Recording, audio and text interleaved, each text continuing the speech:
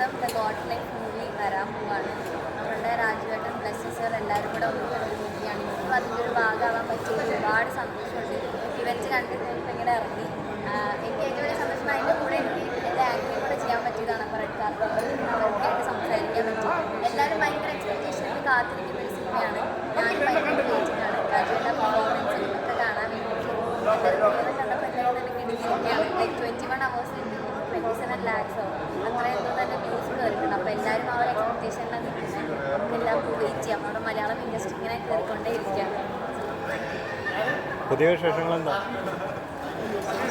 പുതിയ ചാനൽ തുടങ്ങി ഞാൻ. ഹാപ്പി ഫ്രെയിംസ് എന്ന് പറഞ്ഞ പുതിയ യൂട്യൂബ് ചാനൽ തുടങ്ങി. മാർക്കറ്റിംഗ് ആണല്ലേ?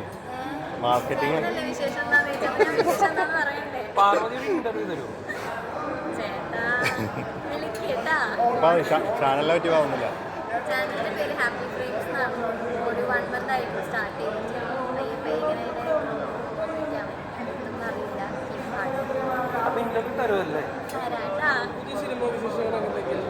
ഇപ്പോൾ ചെയ്യുന്നത് ലിറ്റിൽ ഹാർട്സ് എന്ന മൂവിയാണ്. ഇതിലൊക്കെ ആകുമ്പോഴേക്കും എനിക്ക് ഇറങ്ങിയിട്ടില്ല. സ്റ്റാർട്ട് ചെയ്തു.